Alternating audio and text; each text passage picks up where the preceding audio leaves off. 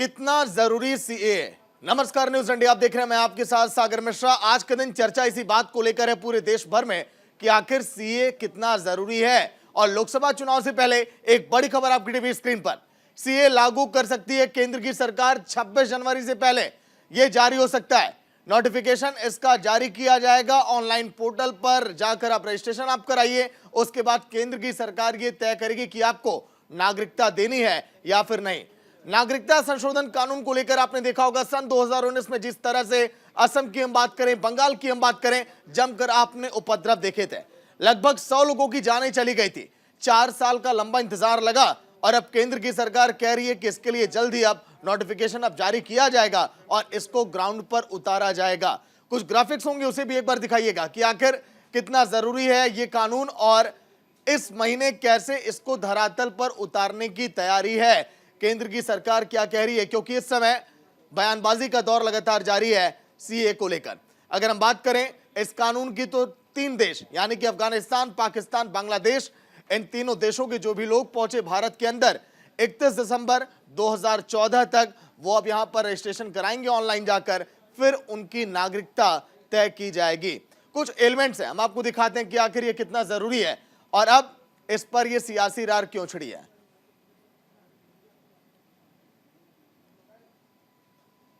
CA फिलहाल इसी महीने लागू होने की संभावना है। 26 जनवरी से पहले अधिसूचित यहां पर होगा। पाकिस्तान, अफगानिस्तान से लगभग 32,000 हिंदू सिख शरणार्थी जिन्हें फायदा होगा कहा यह जा रहा है।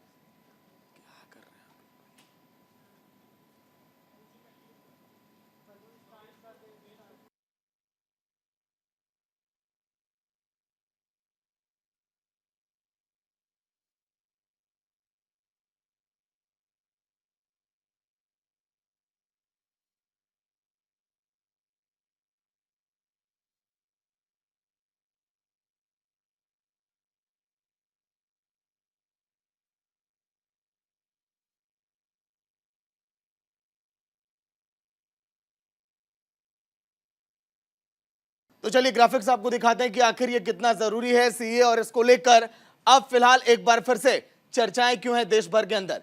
देखिए, आवेदन के लिए प्रक्रिया क्या होगी ये हम आपको बता रहे हैं, क्योंकि आवेदकों को बताना होगा कि वे भारत कब आए, पासपोर्ट या फिर अन्य यात्रा दस्तावेज नहीं होगा तब भी आवेदन कर पाएंगे। इसके तहत भारत में रहने की अवधि 5 साल से अधिक रखी गई है। अन्य विदेशियों यानी कि मुस्लिम के लिए समय अवधि 11 साल से ज्यादा की है। आवेदन की प्रक्रिया ऑनलाइन होगी और आवेदकों को बताना होगा कि आखिर कब वो भारत पहुंचे।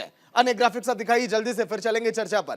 आवेदकों के लिए प्रक्रिया की ये देखिए, प्रक्रिया ये तय की गई कैसे हो आएंगे। आखिर ये बार बार सरकार ये टालती क्यों रही, वजह क्या है इसके पीछे। बीजेपी शासित असम, त्रिपुरा में सीए को लेकर आशंकाएं लगातार रही है। सबसे पहले विरोध भी असम में हुआ था। सीए में व्यवस्था है कि जो विदेशी 24 मार्च 1971 से पहले असम आकर बस गए उन्हें नागरिकता दी जाए। वही इसके बाद अगर हम बात करें बांग्लादेश और अलग अलग देशों से यहां पर लोग पहुंचे। बीजेपी शासित असम, त्रिपुरा की बात हमने की।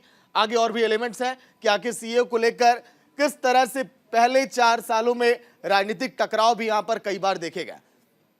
सीए कितना जरूरी है एक बार अब जान लेते हैं, क्योंकि सीए को लेकर लोगों के जहन में कई सारी बातें चलती रही और उसी पर सरकार बार बार समझाती रही कि हां ये जरूरी कितना है। देखिए, सीए इसी महीने से लागू होने की संभावना है और इसी साल यानी कि लोकसभा चुनाव के पहले 26 जनवरी तक आप देख सकते हैं कि ये ग्राउंड पर उतरेगा। 26 जनवरी से पहले सीए इसी महीने लागू होने की संभावना। और सीए में अगर हम बात करें तो केंद्र की सरकार तय कर रही है पूरे मानक कि आखिर किसको किसको नागरिकता दी जाएगी 26 जनवरी से पहले। मेहमानों पर अब चलिए कि आखिर उनसे भी हम जाने क्या कहना है बीजेपी का, कांग्रेस का और हमारे पॉलिटिकल एक्सपर्ट क्या कहते हैं। 9 राज्यों में पाकिस्तान, बांग्लादेश और अफगानिस्तान की गैर मुस्लिम अल्पसंख्यकों को भारतीय नागरिकता दी जा सकती है। 11 राज्यों का यह हाल है। तो चलिए, वीरेंद्र बब्बर प्रवक्ता बीजेपी के, आदेश भारद्वाज प्रवक्ता कांग्रेस के, अमिताभ कुमार वरिष्ठ पत्रकार हमारे साथ जुड़े हुए हैं। तीनों मेहमान, बहुत बहुत स्वागत है सर आप लोग का न्यूज इंडिया पर।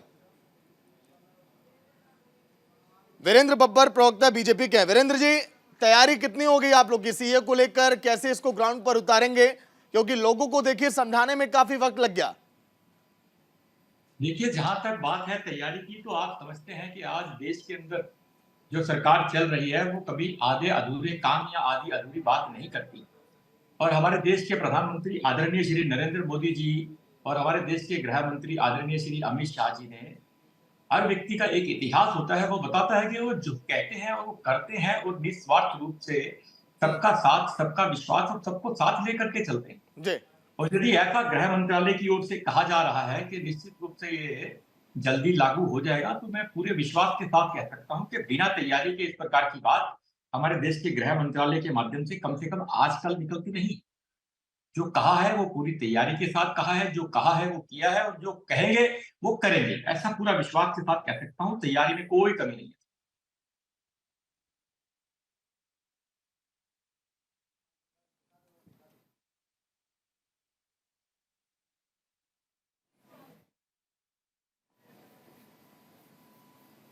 तो सीए पर 11 राज्यों का क्या हाल है, ये भी हम आपको दिखा रहे हैं। 9 राज्यों के 30 से ज्यादा जिला मजिस्ट्रेट और गृह सचिवों को नागरिकता अधिनियम 1955 के तहत अधिकार यहां पर दिए गए। आदेश भारद्वाज प्रवक्ता कांग्रेस के हैं। आदेश जी सुन पा रहे हैं? आदेश जी आवाज मिल पा रही है? जी जी जी मिल रही है। आदेश जी अब तो कोई दिक्कत नहीं है ना, क्योंकि अभी भी विरोध के सुर देखिए कई जगह से सुनाई दे रहे हैं, क्योंकि कई राज्यों में जिस तरह से इसका विरोध हुआ सीए का, अब आप लोग भी साथ खड़े हैं क्या? सागर जी अब चुनाव बहुत नजदीक है। भारतीय जनता पार्टी को लोगों के अंदर किस तरह से द्वेष भावना पैदा करनी है, देश का माहौल खराब करना है, ये सिर्फ उसका षड्यंत्र रचने के लिए काम करते हैं। कितना इसका विरोध हुआ था, क्या कारण थे, लेकिन सरकार जो है इतने दिन से चुप इसको रखे हुए बैठी थी। अब चुनाव नजदीक है, इनको हार अपनी दिख रही है, तो कहीं ना कहीं हिंदू मुस्लिम करके लोगों को बांटने का प्रयास नहीं, आपको लग रहा है कि बीजेपी को इससे राजनीतिक लाभ हो जाएगा क्या 24 के चुनाव में? बिल्कुल लाभ नहीं होगा। हाँ, बिल्कुल लाभ नहीं होगा, लेकिन लोगों में नफरत जरूर डालना चाहते हैं, लोगों के अंदर नफरत फैलाना चाहते हैं। ठीक है। अमिताभ कुमार जी भी जुड़े हैं। अमिताभ जी आवाज मिल पा रही है? स्वागत है न्यूज इंडिया पर। जी थैंक यू। जी जी मिल रही है आवाज। ठीक है अमिताभ जी, अब जो चर्चाएं हैं सीए को लेकर, अब आपको लग रहा है कि देश पूरी तरह से बैलेंस है, इसको ग्राउंड पर उतारा जाएगा तो कोई दिक्कत नहीं होगी, फिर वैसे हालात पैदा नहीं होंगे जैसे हमने असम में देखा था, बंगाल में देखा था? देखिए ये कानून जरूरी है और इसको लागू करना ही है। हालात पैदा होंगे नहीं होंगे, ये जब जमीन पे उतरेगा कानून तब उसके हिसाब से मैनेज करना पड़ेगा। ये बहुत जरूरी कानून है और इसको लागू हो जाना चाहिए था। 2019 से ही इसकी तैयारियां चल रही हैं। आश्चर्य की इतनी देर इन्होंने क्यों की है, तो लागू पहले ही होना चाहिए था। और हालात क्या खराब होंगे, कौन से लोग हैं जो हालात खराब कर सकते हैं, उनके खिलाफ कार्रवाई की जाए। बहुत सिंपल सी बात है। देश के सुरक्षा के लिए जो जरूरी है, खास करके देश की सुरक्षा के लिए जो बहुत जरूरी चीजें हैं, उनको प्राथमिकता के स्तर पे करना चाहिए। उसमें कुछ लोग जो हैं उतर करके और हिंसा और आगजनी और विध्वंस जैसी हरकतें करें तो उनके खिलाफ कड़ी कार्रवाई करनी चाहिए। हमें देश की सुरक्षा चाहिए, देश के नागरिकों की सुरक्षा चाहिए और सुनिश्चितता चाहिए कि जो देश का नागरिक है उसको ही यहाँ पे स्थान मिले। ये बहुत जरूरी है और इस मामले में सरकार ने काफी देर कर दी है। मुझे लगता है कि अभी वो जो है अगर लागू कर देते हैं तो बहुत अच्छी बात है। हालांकि ये चुनावी लाभ के दृष्टि से ही मुझे लगता है कि अभी लाया गया है, इनको पहले ही इसको लेकर आना चाहिए था जब वो चुनाव जीते। ठीक है वीरेंद्र जी, ये जो टाइमिंग पर सवाल खड़े हो रहे हैं, बब्बर साहब बताइएगा कि इसको कैसे आप क्लियर करेंगे? क्या आपको लग रहा है कि राजनीतिक लाभ तो देखिए मिलने वाला नहीं है, कांग्रेस ये कह रही है, लेकिन हालात को कैसे कंट्रोल में करेंगे? अगर एक बार फिर से बिगड़ गए तो फिर वहां के लोगों को कैसे समझाएंगे? एक बार ये भी क्लियर करिए। देखिए, मैं आपसे एक बात बहुत स्पष्ट रूप से कहना चाहता हूं। आज जो परिस्थिति है, अभी आपके सामने शायद कांग्रेस के प्रवक्ता ने कहा, बीच में मेरा कनेक्शन कट गया था इसलिए मैं सुन नहीं पाया, बट जितना सुना उन्होंने कहा कि बीजेपी ने राजनीतिक लाभ के लिए इस काम को किया है और ये भी कहा कि चुनाव के समय को देखते हुए इस काम को किया है और साथ में ये भी कहा कि इससे बीजेपी को राजनीतिक लाभ मिलने वाला नहीं है। तो यदि कांग्रेस के प्रवक्ता खुद ही सवाल खुद ही जवाब दे रहे हैं, एक तरफ वो कहते हैं कि बीजेपी ने इसे राजनीतिक लाभ के लिए किया और साथ ही जवाब दिया कि बीजेपी को राजनीतिक लाभ मिलने वाला नहीं है, तो भाई बीजेपी को अगर राजनीतिक लाभ मिलने वाला नहीं है तो फिर आप क्यों कह सकते हो कि बीजेपी ने ये राजनीतिक लाभ के लिए किया? बीजेपी की सरकार ने, आदरणीय नरेंद्र मोदी जी की सरकार ने, आदरणीय गृह मंत्री अमित शाह जी ने जब जब इस देश के अंदर जिस जिस काम को करने का प्रयास किया, वो देश के हित में किया। अभी मैं जो हमारे तीसरे जो इसमें भाग ले रहे हैं पैनलिस्ट जो है, उन्होंने भी कहा कि ये देश के लिए जरूरी है, देश के लिए होना चाहिए। जब हम देश का निर्णय की बात करते हैं, टाइमिंग के ऊपर जो सवाल उठाने वाले लोग हैं, ये किस प्रकार से उसे चुनावी जो है मैदान में ले जाते हैं और चुनाव के साथ जोड़ देते हैं, और साथ में ये भी कहते हैं कि इससे इनको लाभ होने वाला नहीं है। अरे भाई, आपको तो समर्थन करना चाहिए। मैं बताना चाहूंगा, ये जो कानून है इसका पुराने समय की अगर मैं बात करूं तो महात्मा गांधी जी ने भी कहा था कि पाकिस्तान से प्रताड़ित होकर आए हुए जो अल्पसंख्यक हैं उनको भारत में नौकरी सहित अन्य सुविधाएं मिलनी चाहिए। जवाहरलाल नेहरू जी की भी यही विचारधारा थी। कांग्रेस के दो पूर्व अध्यक्ष सीतारमैया और जेबी कृपलानी जी ने भी इसी तरह की बात कही। कांग्रेस की पूर्व में प्रधानमंत्री रही आदरणीय इंदिरा गांधी जी ने भी, जो हमारे बीच में नहीं है, उन्होंने भी इसी प्रकार की बात कही। सन 2003 में जब मनमोहन सिंह जी नेता विपक्ष थे, तो भी उन्होंने अटल जी की सरकार में ये मांग की कि इस प्रकार का कानून लाया जाना चाहिए। अगर आज कानून आ रहा है तो आपको तो मिलकर के उसका स्वागत करना चाहिए, साथ खड़े होना चाहिए। मैं कहता हूं, अगर आपकी बात को बड़ा भी कर दें, मान लीजिए आपको लगता है कि हमारी टाइमिंग ठीक नहीं है, परंतु ये बताइए टाइमिंग ठीक है कि नहीं, कानून ठीक है कि नहीं, ये लागू होना चाहिए कि नहीं, ये देश हित में होना चाहिए कि नहीं, ये देश हित में है कि नहीं। यदि ये सब चीजें ठीक है तो आप टाइमिंग को पकड़ने की बजाय बाकी चीजों की तारीफ कीजिए ना, कि ये कानून अच्छा है, ये कानून देश हित में है, ये कानून देश में लागू होना चाहिए।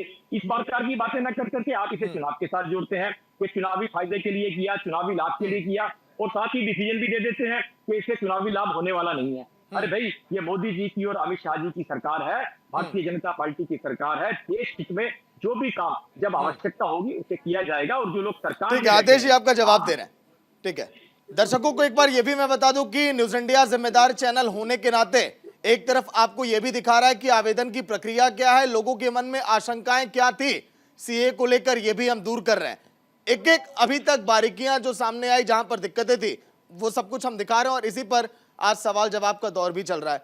आदेश जी, सुन पा रहे थे आप? बीजेपी के जवाब आप देना चाह रहे थे, बोलिए।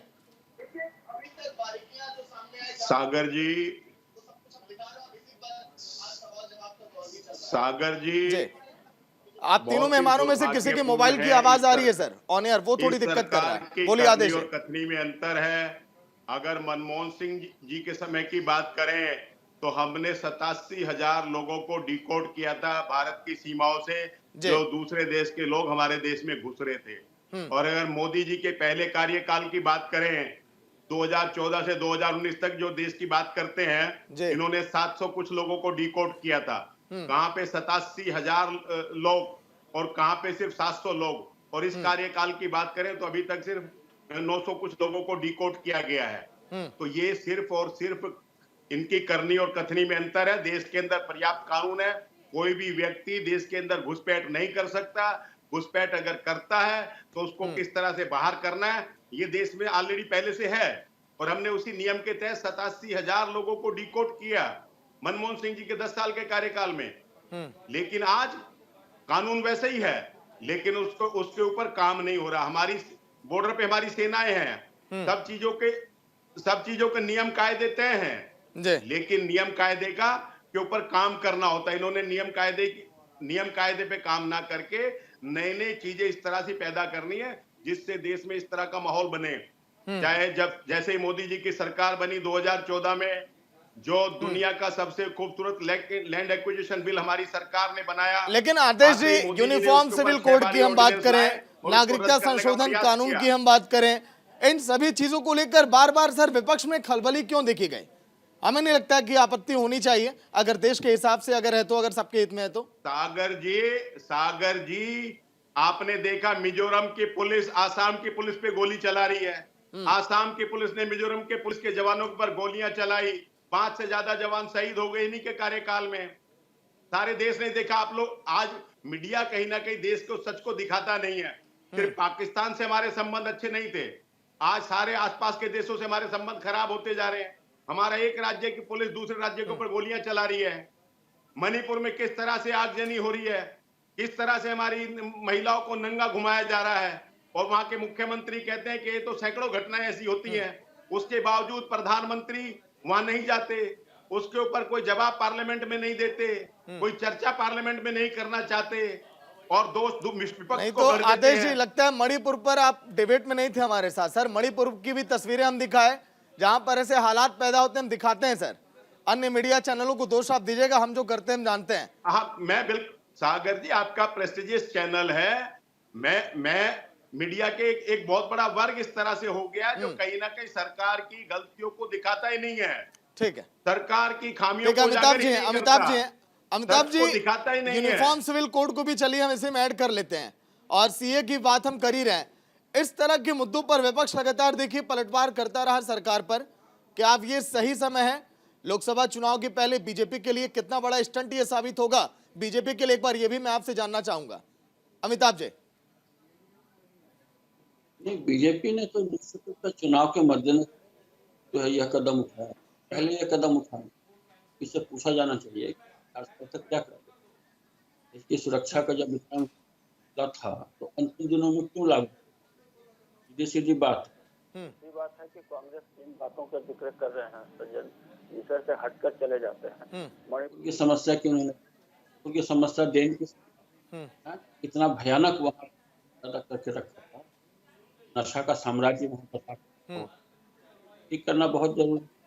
और राज्यों के बीच बात है तो नॉर्थ ईस्ट में अब बहुत शांति होगी। 4-5 जो है उनके बीच में समझौता होकर के चीजें बहुत ठीक। मसले पे हमें जाना नहीं। अभी हम सीए की बात करना जरूरी है। अफगानिस्तान की हालात आपने देखी, जो भी, चूंकि ये पूरा प्रदेश जो है ये पूरा कभी ना कभी भारत का हिस्सा रहा है। ठीक है अमिताभ जी, वक्त थोड़ा कम है। बब्बर साहब से मैं चाहूंगा आखिरी कमेंट ले लूं 30 सेकंड का। बब्बर साहब, संदेश एक दे दीजिए लोगों तक, ताकि असम पश्चिम बंगाल के लोग सुन जाएं कि सीए को लेकर आप लोग क्या कह रहे हैं, क्योंकि समय बहुत कम है इसको धरातल पर उतारने में। बोलिए।